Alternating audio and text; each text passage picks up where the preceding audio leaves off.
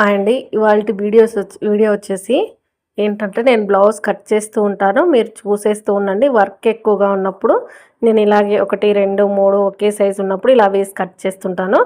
అలాగే కొన్ని అనుభవాలు టైలరింగ్‌లో నాకు నష్టం జరిగాయన్నమాట. అంటే కొంతమంది ఎలా ఉంటారంటే కస్టమర్సు డబ్బుల వచ్చేసరికి చాలా చూడ్డానికి స్మార్ట్‌గా, నీట్‌గా కనిపిస్తారు. కానీ డబ్బులు ఇవ్వాల్సొచ్చినప్పుడు మాత్రం తప్పించుకొని తిరుగుతూ ఉంటారనమాట. అలాంటి వాళ్ళతో చాలా కష్టం అనమాట. మీకు కూడా ఇలాంటి వాళ్ళు ఎదురైతే కొంచెం జాగ్రత్తగా ఉంటారని చెప్పేసి ఈ వీడియో.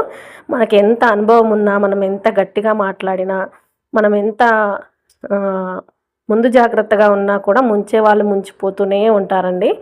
మనం ఊరికే స్టిచ్ చేయడానికి కూర్చున్నట్టుగా మాట్లాడతారనమాట.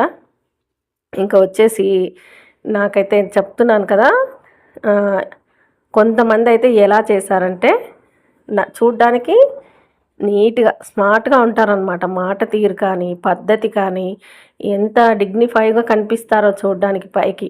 వాళ్ళు స్టిచ్చింగ్ చేయించుకోవడానికి తీసుకొస్తా తీసుకొని వస్తారు. కానీ మనకేంటంటే మనకు చూడగానే అబ్బా! వీళ్ళు మంచివాళ్ళేలే నమ్మొచ్చు వీళ్ళనని చెప్పేసి మనం నమ్మేసి వాళ్ళ బట్టలన్నీ కుట్టేసి ఇచ్చిన తర్వాత తెలుస్తుందనమాట నిజ స్వరూపము. నాకు ఇలా ఒక ఇద్దరు ముగ్గురు తలిగారనమాట. ఒక ఆవిడైతే వచ్చింది. స్టార్టింగ్‌లో వచ్చి ఏం చేసింది, "ఒక్క బ్లౌజ్ కుట్టివ్వండి మీకు సెట్ అవుతే నేను మీకే ఇస్తాను. ఎక్కడిచ్చినా కూడా నాకు సెట్ అవ్వట్లేదు. నాకు కొంచెం తొందరగా కూడా ఇవ్వట్లేదని" చెప్పింది. నేను చెప్పినప్పుడే చెప్పాను. తొందరగా అంటే నాకు కూడా వీలవ్వదని చెప్పేసి. కొంచెం టైం అయితే తీసుకుంటాను. అర్జెంట్‌గా అంటే నేను కూడా ఒక్కదాన్నే స్టిచ్ చేసుకోవాలి. టైం అయితే ఖచ్చితంగా పడుతుందని చెప్పాను. సరే పర్వాలేదని చెప్పింది. ఫస్ట్ ఒకటి కుట్టిచ్చాను. సెట్ అయిందని చెప్పేసి ఒక 10, 15 బ్లౌజులు తీసుకొచ్చింది. టైం ఇచ్చింది. ఒక 15, 20 డేస్ టైం ఇచ్చింది. నేను ఇంకా స్టిచ్ చేశాను. మధ్యలో నాకు ఫీవర్ వచ్చిందనమాట అప్పుడు. దసరా అప్పుడు జరిగిందిది. ఫీవర్ వచ్చింది. ఫీవర్ వచ్చి కొన్ని ఆపేసాను, కొన్ని ఇచ్చేసాను. తగ్గిన తర్వాత మొత్తం కుట్టిచ్చాను. ఒక చీరలోంచి బ్లౌజ్ తీయొద్దని చెప్పిందనమాట. చీర చిన్నగా ఉంది. బ్లౌజ్ తీయకండి. నేను వేరే బ్లౌజ్ స్టిచ్ చేయించుకుంటాను. మ్యాచింగ్ ఉంది నా దగ్గర. అలాగే ఫాల్ వేయండి అని చెప్పింది. అయితే నేను ఆ విషయం మర్చిపోయాను. ఇంకా నేను ఫాల్ వేయకుండా అలాగే పెట్టేశాను. ఒకరోజు వచ్చింది. దీనికి ఫాల్ వేయలేదని అడిగితే నేను చెప్పాను బ్లౌజ్ తీయాలో వద్దా నాకు అర్థం కాలేదు. నేను అందుకని వేయలేదు. నేను వేసిస్తానులేనంటే, సరే మంచిది నాకు ఇప్పుడైతే బ్లౌజులు ఇచ్చేసేయి. నేను ఈ శారీ తీసుకెళ్ళినప్పుడు నీకు డబ్బులు ఇచ్చి వెళ్తానని చెప్పింది. ఇంకా చూడ్డానికి స్మార్ట్‌గా ఉంది. అంటే స్మార్ట్‌గా అంటే డిగ్నిఫైగా ఉంది. నీట్‌గా మాట్లాడుతుంది కదా అని చెప్పేసి ఇంకా నమ్మకంగా అనిపించి ఇచ్చేసాననమాట. బట్టలన్నీ ఇచ్చేసాను. ఒక్క చీర మాత్రం ఉంది. బ్లౌజుల కోసం 3, 4 సార్లు తిరిగిందిలెండి నా దగ్గరికి. కుట్టారా ఇంకా నాకు జ్వరం వచ్చినప్పుడు ఆగింది. ఏమనలేదు కదా! సర్లే ఇచ్చేద్దాం ఎటు వెళ్తాయి అమౌంట్ ఇస్తుంది కదా అని చెప్పేసి ఇచ్చేసాను. మొత్తానికి 3000 3500 మొత్తానికి బిల్ అంత అయింది. ఒక 2000 ఇచ్చిందండి నాకు ఆ రోజు. మిగతా డబ్బులు నేను తీసుకురాలేదు. ఇంత అయితాయి అనుకోలేదు. నేను ఈ చీర తీసుకెళ్ళినప్పుడు మిగతా డబ్బులు ఇచ్చేస్తాను. 1500 ఇవ్వాలి కదా! అది ఇచ్చేస్తాను. మీరైతే ఇది ఫాల్ వేసి నాకు ఫోన్ చేయండి అని చెప్పింది. సర్లే అని చెప్పేసి నేను పక్కన పెట్టేశాను. ఇస్తుందిలే అని బట్టలన్నీ ఇచ్చేసాను. వెళ్ళిపోయింది ఇంకా. వెళ్ళిపోయిన తర్వాత నేను ఆ చీర వేద్దాంలే అని ఒక 2, 3 రోజులు వేరే బట్టలు ఉండడం వల్ల పక్కన పెట్టేసి తీరా చూస్తే ఒక 8 డేస్ అయింది అప్పటికి. ఇంకా సరే వేసేసి డబ్బులు అడుగుదామని చెప్పేసి ఫాల్ వేసేసాను. వేసేసిన తర్వాత ఫోన్ చేశాననమాట. ఏంటక్క మర్చిపోయారా చీర ఉంది తీసుకెళ్ళండి అమౌంట్ ఇచ్చంటే, నిజంగా నేను మర్చిపోయాను ఈరోజు వస్తానని చెప్పింది. సర్లే వస్తుంది కదా అని చీర పక్కన పెట్టేశాను. అలా నేను అప్పుడప్పుడు ఫోన్ చేయడం, మర్చిపోయాను అనడం, రాకపోవడం. మొత్తానికి ఆ చీర తీసుకెళ్ళట్లేదు, నాకు ఆ డబ్బులు ఇవ్వట్లేదనమాట. దగ్గర దగ్గర దసరా అప్పుడు జరిగింది ఈ విషయం. నిన్న మొన్నటి వరకు కూడా ఫోన్ చేస్తూనే ఉన్నాను. ఇవ్వట్లేదు. మళ్ళీ ఎంత నీట్‌గా మాట్లాడుతుంది ఫోన్ చేసినప్పుడు అంటే, నిజంగానే మర్చిపోయాను అన్నట్టుగా మాట్లాడుతుంది. ఎన్ని సార్లు మర్చిపోతారండి. మా షాప్ ముందు నుంచి తిరుగుతారు, అటు వెళ్తారు, ఇటు వెళ్తారు. కానీ ఎలా మర్చిపోతారు? మొత్తానికైతే క్యాలిక్యులేషన్ చేసుకుందనమాట. నాకిచ్చే 1500కి తనకి ఇంకో 2 చీరలొస్తాయి, 3 చీరలొస్తాయి అలాంటి చీరలు. తీసుకెళ్ళకపోయినా ఏమీ కాదనుకుంటుందో ఏమో మరి. అసలు రావట్లేదు, ఇవ్వట్లేదనమాట. ఇంకా రీసెంట్‌గా ఫోన్ చేస్తే వస్తాననే చెప్తుంది కానీ రావట్లేదు. ఇంకా వీళ్ళ పైసలు వచ్చినట్టే నాకు అర్థమైపోయిందనమాట. అవి రావు, వాళ్ళు రారు. నాకెక్కడ కుదరట్లేదని వస్తారు చూడండి బ్లౌజులు, వాళ్ళని మాత్రం అస్సలు నమ్మకండి. ఎక్కడ ఎందుకు కుదరదు, అందరికీ కుదరంది అందరికీ కుదురుతాయి. రోడ్ మీద ఒక షాప్ పెట్టుకొని స్టిచ్ చేస్తున్నారంటే ప్రతి ఒక్కరికి సెట్ అయితేనే కదా ఆ మాత్రం రన్ చేస్తారు. సెట్ కాకపోతే ఖాళీగా కూర్చుంటారు కదా. నాకెక్కడ సెట్ అవ్వట్లేదు, మీరు కుడితే సెట్ అవుతుందేమో కుట్టండి అని వచ్చే వాళ్ళ దగ్గర మాత్రం మీరు ప్రత్యేకించి జాగ్రత్తగా ఉండండి. ఎందుకంటే అలా చెప్పి వస్తారు కానీ వాళ్ళు ఏంటంటే ఇలా ముంచేసే రకాలన్నమాట. ఎక్కడ టైలర్ షాప్లు ఉంటే అక్కడికి వెళ్తారనమాట, ముంచుతారు. వాళ్ళకి అమౌంట్ ఇవ్వడం ఇష్టం ఉండదు కాబట్టి ఇలా ఎక్కడ తక్కువ కుడతారా, లేదంటే ఎక్కడ మనల్ని నమ్ముతారా, ఎక్కడ కుట్టించుకొని ఎక్కడ ఎగ్గొడదామా అని తిరుగుతుంటారు. ఊర్లో కాదు, వేరే ఊరు. ఆమెది మా ఊరు కూడా కాదండి, చాలా దూరం నుంచి వచ్చిందనమాట. మా పక్క ఊరిలో కూడా కుట్టించిందంట, సిటీ ఉంటుంది అక్కడ కుట్టించిందంట ఉన్న టైలర్ షాప్లలో. ఇంకా ఇక్కడికి వచ్చింది. అలా తిరుగుతూనే ఉంటారనమాట. వాళ్ళకి ఎందుకు కుట్టించుకొని అమౌంట్ ఇవ్వడానికి మనసు రాదో నాకు తెలియదు కానీ ఇలా ఎక్కడ కుట్టించినా నాకు కుదరట్లేదు అనేవాళ్ళు, వాళ్ళకి నచ్చదు అసలు. ఎవరి స్టిచ్చింగ్ నచ్చదు. ఫస్ట్ ఆఫ్ ఆల్ ఎవరి స్టిచ్చింగ్ నచ్చక అలా చెప్తూ ఉంటారు. కాబట్టి అలాంటి వాళ్ళవి మాత్రం, ఆ మాట అన్న వాళ్ళతో మాత్రం నిజంగా జాగ్రత్తగా ఉండాలి. ఎందుకంటే ఆ మాట ఒకటి చెప్తారనమాట, ఎక్కడ సెట్ అవ్వట్లేదు, మీరు కుడితే సెట్ అవుతుందేమో అని చెప్పినప్పుడు అరే మనం మంచిగా కుట్టిద్దామని మనం ఇంట్రెస్ట్ పెట్టి కుట్టించినా కూడా వాళ్ళకి సెట్ అవ్వదు. ఎందుకంటే వాళ్ళ బుద్ధి అంతే అనమాట. ఎక్కడికి వెళ్ళినా అదే మాట చెప్తాను. ఊర్లో ఉన్న అందరు టైలర్స్ స్టిచ్చింగ్ రాందే షాపులు రన్ చేస్తారా?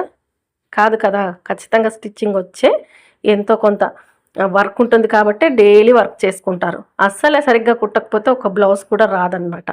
కానీ ఇలా ఉంటారనమాట. ఈవిడొక్కతనే కాదండి, ఇలా నమ్మించి మోసం చేసేవాళ్ళు చాలా ఉంటారనమాట. ఇంకా నీట్గా మాట్లాడతారు కానీ అమౌంట్ విషయానికి వస్తే ఇలా తప్పించుకొని తిరుగుతూ ఉంటారు.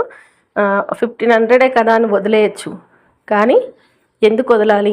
మనం కష్టపడ్డాం కదా, అడగాలి కదా అని చెప్పేసి నేను ఇంకా పేషెన్స్తో అడుగుతూనే ఉన్నానన్నమాట. ఈసారి మాత్రం చెప్పేస్తాను ఫోన్ చేసి, ఇవ్వండి ఖచ్చితంగా గట్టిగా అడుగుతానమాట, వస్తారా లేదా ఈరోజు అని చెప్పేసి. ఎందుకంటే అంత చిరాకు కోపం వస్తుందన్నమాట ఆ బుక్ తెరిచి చూసినప్పుడు, ఇంత అమౌంట్ రావాలని. స్టార్టింగ్లో నేను చాలామందిని నమ్మి మోసపోయానండి. చాలామంది ఇలాగే చేశారనమాట. ఎంత జాగ్రత్తగా ఉన్నా ఎవరో ఒకరు ఇలా ఉంటారనమాట. ఇంకొంతమంది ఎలా ఉంటారంటే లైనింగ్స్ పొరపాటున మనం బుక్ కూడా రాసుకోలేదు అనుకోండి, ఒక టైంలో ఇచ్చినప్పుడు ఇవ్వకుండానే ఇచ్చామని చెప్తారనమాట గుడ్డిగా.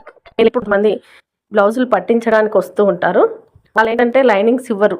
ఇంక మా దగ్గర ఉన్న వాళ్ళు ఎవరో తీసుకొని లోపల పెట్టేస్తారు. నేను చూస్తే రాయకపోయినా చూసాటే గుర్తించుకుంటాను.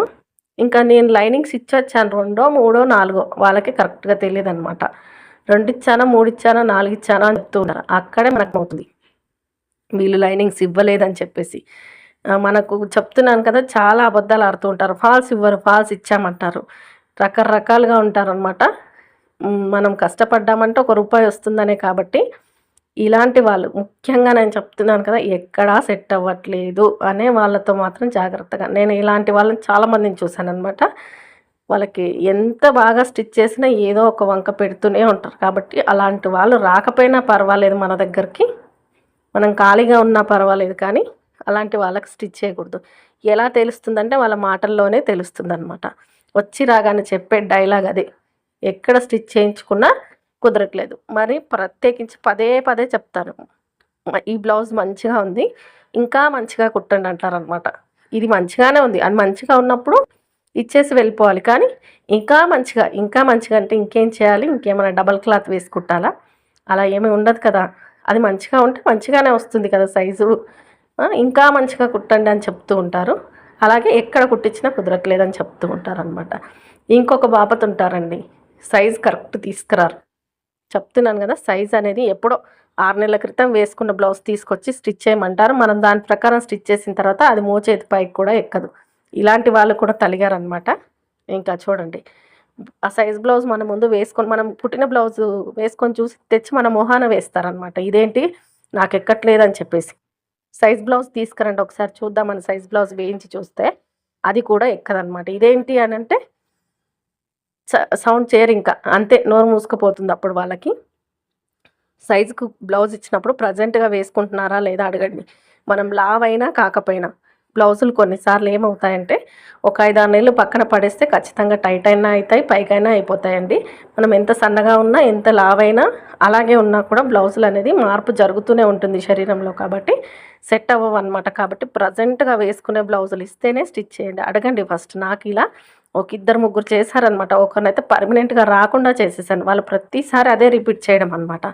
పాత బ్లౌజ్ అంటే మరి వేసుకునే బ్లౌజ్ ఇవ్వచ్చు కదంటే, మీరు అటు ఇటు వేస్తారు, బ్లౌజ్ అనేది మురికైపోతుందంట, పాడైపోతుంది, ఇంకా నేను వేసుకొని బ్లౌజే ఇస్తాను మీకు అని చెప్పేసి అలాగే ఇచ్చి 2 సార్లు అలాగే విప్పి మళ్ళీ కుట్లు వేసి లాస్ట్కి వస్తే 1500 ముంచేసి వెళ్ళిందనమాట ఆవిడ కూడా. ఎందుకంటే నా బ్లౌజులన్నీ ఇప్పుడు సెట్ చేసి ఇవ్వంటది.